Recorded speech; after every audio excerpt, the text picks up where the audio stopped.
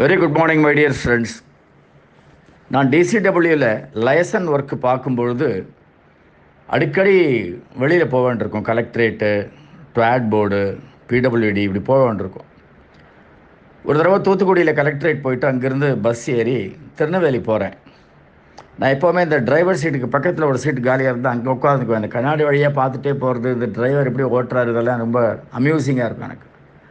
அப்போ 4-வே லேன் வந்து போட்ட நேரம் பஸ்ஸு காரெல்லாம் பறந்துட்டு இருந்தது ரோட்டில். அப்போது அந்த டிரைவர் வந்து கொஞ்சம் ஸ்மார்ட்டாக இருந்தார். ஒரு 35-40 வயசுக்குள்ளே தான் இருக்கும் அவருக்கு. நல்ல ஜாமுன்னு ஓட்டினார். நான் அவர்கிட்ட பேச்சு கொடுத்தேன், பேசிகிட்டே வந்தோம். பின்னால் ஒரு ஜீப்பு, நான் அந்த கண்ணாடியில் பார்த்தா தெரியுது, ஹார்ன் அடிச்சிட்டே வந்தாங்க. ஒரு கவர்மெண்ட் ஜீப்புன்னு பார்த்தா தெரியுது. இவர் வழியே விடலை. இவரும் ஏறி மிதிக்கிறாரு, வேகமாக போகிறாரு. நான் சொன்னேன், அது விடுங்களேன், அவங்க கவர்மெண்ட் ஜீப் மாதிரி தெரியுதுன்னு. இருக்கட்டும் சார், நானும் கவர்மெண்ட் தானே, அது என்ன அப்படி போட்டு ஒரேடி நம்மளை டார்ச்சர் பண்ணுறது, வரட்டும் பின்னால் வா அப்படின்னு சொன்னார். நான் சொன்னேன், வேணாம் வேணாம், முரண்டு பிடிக்காதீங்க, எதுக்கு, என்ன அர்ஜென்ட்டில் இருக்காங்களோ விட்டுடுங்க, இதில் போய் எதுக்கு சொன்ன உடனே சரி லேசாக இப்படி ஒதுக்கி அடுத்த பஸ் ஸ்டாப்பில் நிறுத்துறதுக்காக, அதுவும் என்ன கை காட்டுறாங்க 2-3 பேர், அப்படி ஒதுக்கிறதுக்கு அப்படி ஒதுங்கின உடனே இவர் என்ன பண்ணாங்க, இந்த ஜீப் அப்படியே வளைச்சி விட்டு, அது எலக்ட்ரிசிட்டி போர்டு ஜீப் மாதிரி இருந்தது. சடக்கு இந்த பக்கம் வந்து அது ஒரு இதை பஸ்ஸை ஸ்டாப் பண்ணிட்டார். அந்த பஸ் ஸ்டாப்புக்கு போகிறதுக்கு முன்னாடி இவர் சடன் பிரேக் போட்டு நிறுத்திட்டு வெளியில் தலையை எட்டி பார்த்தோன்னே அது ஒரு ஆஃபீஸர் காலை அப்படி ஒரு காலை வெளியிலையும் ஒரு காலையை உள்ளேயும் வச்சுட்டு அந்த மேலே இருக்கிற அந்த வாரை பிடிச்சிட்டு கண்ணாமுன்னான்னு இங்கிலீஷு தமிழில் போட்டு கற்றுன்னு கற்றுனார். என்ன நினச்சிட்டு இருக்க, பிளட்டி ஃபெல்லோ, மேலே இடத்துல ரிப்போர்ட் பண்ணிவிடுவேன், வேலை போய்டும் உனக்கு, அப்படி இப்படிலாம் கற்றுனார். உடனே இவர் பதிலுக்கு இது பண்ணார். நான் கையை அப்படி வச்சேன், வெயிட் பண்ணுங்கள். அவர் கத்திட்டு வண்டி எடுத்துகிட்டு போயிட்டார். இவருக்கு பொறுக்கவே முடியல, யங்ஸ்டர் இல்லையா, என்ன சார் எப்படி சார் இப்படி கத்தலாம், என்ன பார்த்து என்னெல்லாம் வார்த்தை பேசினார் சார் அவர், இல்லை இங்கிலீஷ் வேறு, அப்படி இப்படின்னு கத்திட்டு இருந்தார்.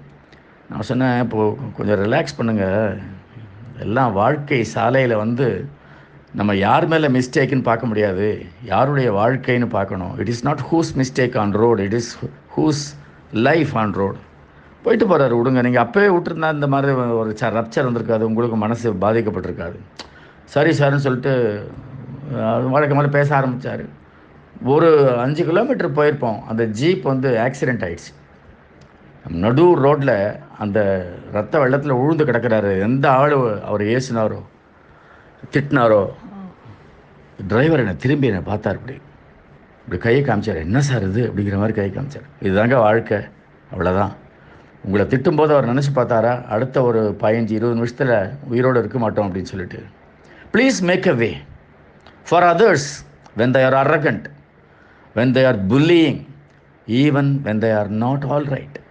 முட்டு கொடுத்து மோதின்னு நிற்க வேண்டிய அவசியமே கிடையாது. அவங்களுடைய விளைவை அவங்க சமாளிச்சுப்பாங்க. நாம் முட்டு கொடுத்து மோதி நிற்கிறது, நீ பெரியவனா நான் பெரியவனான்னு பார்க்குறதுல என்ன ப்ராப்ளம் அப்படின்னா, we lose our peace of mind as well. அவங்களுடைய ரிலேஷன்ஷிப் கெட்டு போகிறது அது வேறு, பட் நம்மளுடைய நிம்மதி போயிடும், நம்மளுடைய அந்த ஒரு ஸ்மூத்னஸ் ஆஃப் லைஃப் போயிடும். ஸோ மேக் அ வே அப்படிங்கிறது வந்து ஏதோ ஒரு அறிஞர், எனக்கு ஞாபகம் இல்லை, ஒற்றையடி பாதையில் வரும்போது முட்டாள்களுக்கு நான் வழி விடுறதில்லை அப்படின்னாராம். உடனே அவர் நான் வழி விடுவேன் அப்படின்னாராம்.